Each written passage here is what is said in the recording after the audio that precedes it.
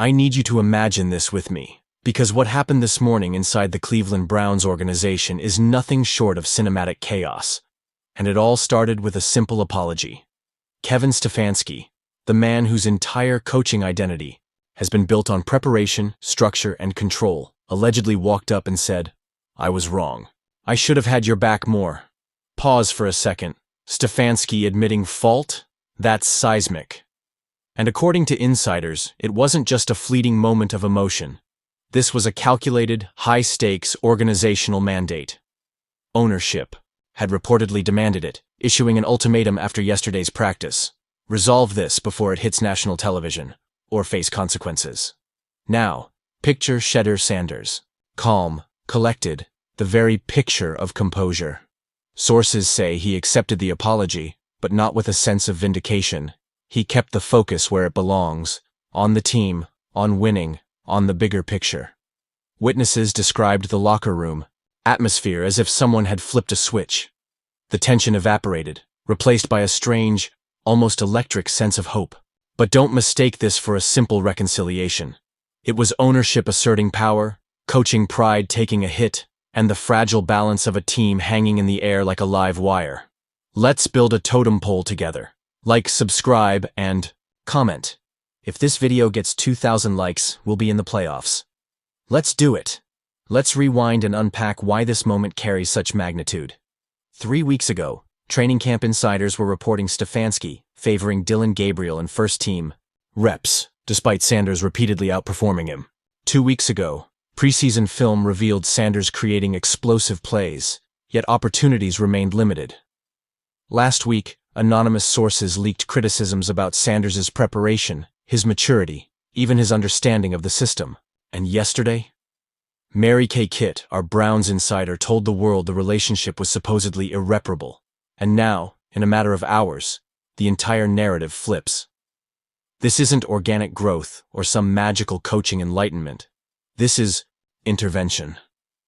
Power dynamics inside the organization have shifted in real time. Sources suggest Stefanski's apology wasn't a philosophical awakening.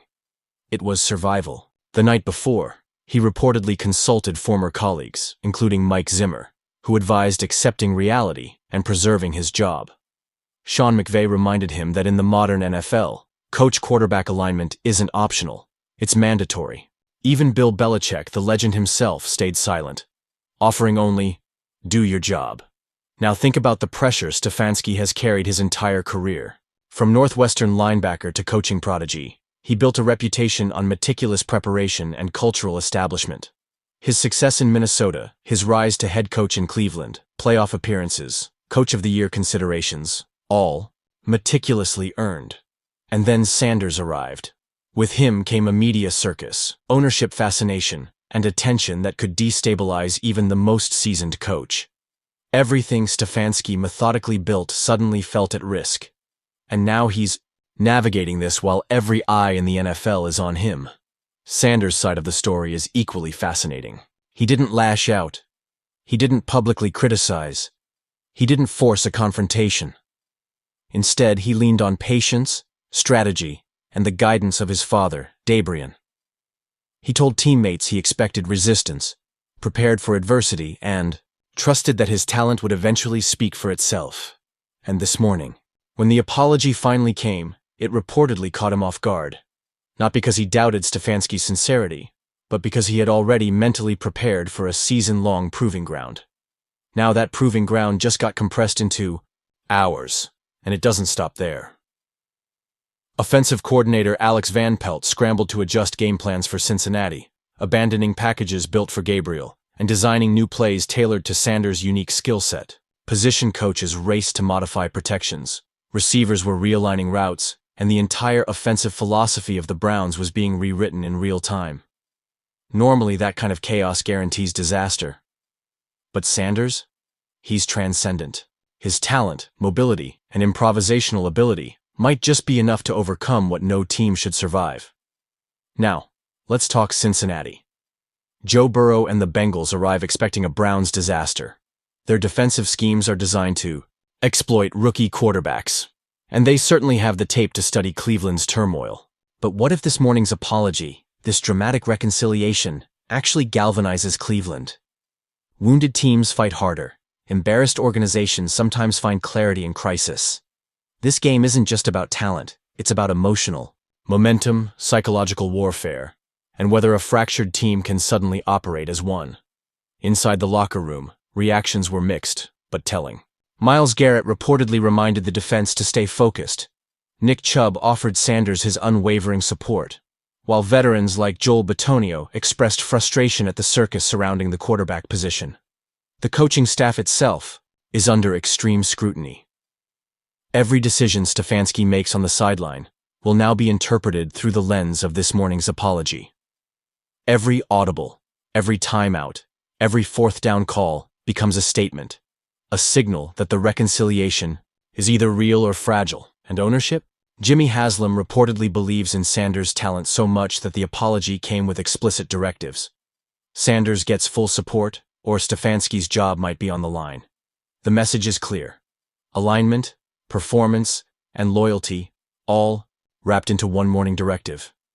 National media has already descended. Social media campaigns, hashtags, live broadcasts, everyone is watching, analyzing, and waiting for the next move. And the fans? Cleveland faithful, forever tempered by disappointment, cautiously embrace this possibility while bracing for heartbreak. Merchandise sales spike. Ticket holders reassess. Parking lots buzz with speculation and anticipation. Cleveland is holding its collective breath. But let's get practical. Sanders is stepping into first-team reps without months of preparation. The offensive line is adjusting on the fly. Routes aren't fully refined. The audible system is being simplified. Red zone packages are being installed hours before kickoff. Under normal circumstances, this would spell disaster. Yet Sanders thrives under pressure. His decision-making, arm talent, and leadership could defy the odds. Tonight, we're witnessing the ultimate experiment. Can transcendent talent overcome systemic dysfunction? From a broader NFL perspective, this is seismic. Young quarterbacks are watching, understanding the possibilities of leverage. Coaches are learning the limits of sideline authority under ownership pressure. General managers are recalibrating how to balance football decisions against business imperatives. Cleveland may have inadvertently set a blueprint for modern quarterback controversies, a cautionary tale or a success story yet to be determined. Meanwhile, weather conditions threaten to complicate matters further. Swirling winds, potential precipitation, and a challenging environment for a young quarterback. Yet Sanders' arm strength and improvisational skill may neutralize what Mother Nature throws at him. And in classic Cleveland fashion, even the elements seem to conspire with chaos. And then the fans caught wind. The revolt was immediate. The Browns announced Sanders won't play in the preseason, the game against Pittsburgh. Ticket demand? It collapsed. Prices plummeted from $175 to under $50 in a single day. Social media exploded. Hashtags like #Shedeur trended for 3 days straight. Let me put this in perspective. Political scandal levels of engagement over a quarterback depth chart decision. And the numbers tell the story. The one time Sanders got a series in the preseason opener, ratings spiked to 4.5 million. For a single exhibition series, then the next week, bench him? Ratings cratered to under 200,000. The networks noticed. Executives called the league in a panic. Sanders plays, people watch. Sanders sits, and the audience evaporates. Then Nike enters the storm. The company that dropped over $90 million on Sanders, the largest rookie endorsement deal in NFL history, calls Browns ownership directly. They don't mince words. We didn't invest in a clipboard holder. We invested in a starting quarterback. That right there? That flips the power structure of the NFL upside down. Suddenly, this isn't just X's and O's anymore. Coaches deciding who plays? Secondary. Corporate money is dictating depth charts. The league panics. Legal teams scramble. Emergency meetings are held. Rules are whispered about in halls that have never even considered them. And that's the terrifying part. This isn't just a Cleveland problem. This is an NFL problem. Money versus tradition. Brand versus authority. If endorsements start deciding snaps, if social media influence trumps experience, what happens to competitive integrity? What happens to the authority of coaches, the very backbone of the sport? Meanwhile, in Cleveland, ownership is drowning. Do they back Stefanski, risk a financial nightmare, or do they back Sanders, undermining the coaching staff entirely? Jimmy Haslam reportedly looked shell-shocked in emergency meetings. He's realizing the Pandora's box he opened. Let's give Stefanski a fair shake. On tape, Sanders does have growing pains, blitz recognition, reading disguised coverages, shedding college habits. Sure, there's room to improve. Stefanski's plan to ease him in over months is, from a traditional football standpoint, sound. But Shedeur isn't normal. He's bigger than football. Reports even say his reps in practice were capped intentionally, limited to 15% with the starters, stripped-down playbooks, while the vets ran the full offense. His family. They're fed up. Yet Sanders hasn't missed a meeting, hasn't skipped practice, hasn't fractured locker room harmony. But the breaking point came when they locked him out of game planning for the season opener. That's when patience turned into righteous anger. His camp has even explored filing a grievance, arguing that other rookies drafted higher get starter treatment while Sanders, outperforming veterans, is artificially restrained. Politics over performance. And honestly, they might be right. Now, think about how insane this is. We're not just talking about a rookie quarterback fighting for snaps in camp. We're talking about the NFL itself debating special exemptions, ownership summits, and potential rule changes, just to figure out how to handle one player. Insiders all say the same thing. Uncharted territory. The league has handled celebrity rookies. It's dealt with family legacies. It's navigated corporate endorsements. But all three at once? That's the storm Cleveland is standing in. And the season opener? Less than a week away. Inside the Browns building, tension is palpable. Coaches finalize game plans. Marketing scrambles to plaster Sanders on every billboard imaginable. Ticket operations are in chaos, trying to manage unprecedented demand. And yet, the most critical question in football, the one that matters above all else, remains unanswered. Who's the starting quarterback? There are three scenarios. Scenario 1, Haslam overrides Stefanski and installs Sanders as QB1, nuclear. Football operations autonomy shredded, noise outside, quieted instantly. But Stefanski might walk. Imagine that, a head coach resigning. Over a rookie. Franchise-level earthquake. Scenario 2, a compromise. Sanders in limited specialty packages. Week 1, a few designed plays. A taste. But that pleases no one. Undermines the staff. Risks turning the season into a sideshow. Scenario 3, the nightmare. Sanders demands a trade. 6, 7, maybe 10 teams would line up with blank checks and draft picks. Cleveland loses a generational talent before he even gets his shot. Total chaos. This isn't just Cleveland anymore. Agents are watching. Marketing firms are whispering about leveraging endorsements for playing time.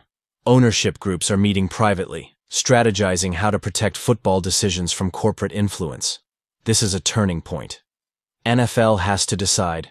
Does the game come first, or do business interests rule? Through all this chaos, Sanders himself? Ice cold, silent, focused, lifting, studying tape, bonding with teammates.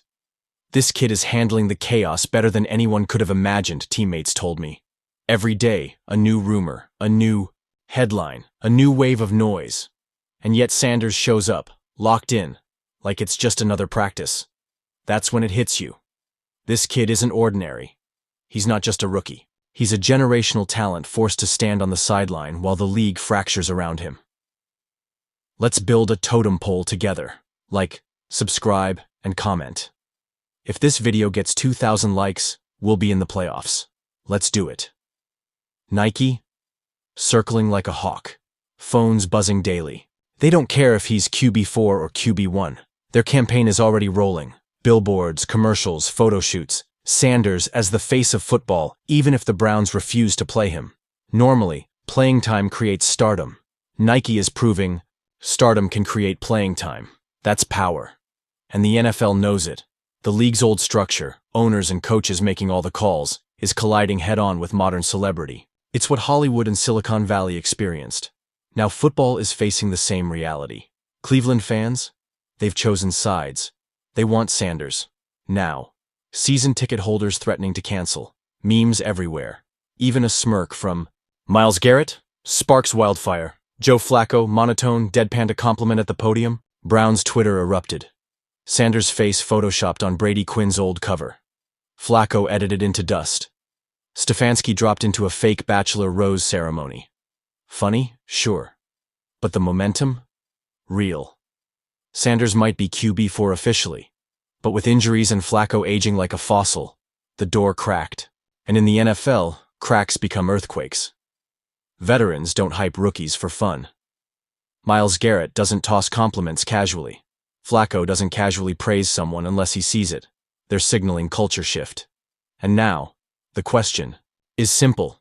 Can Shedeur Sanders win QB1? The odds? Stacked. He's young, raw.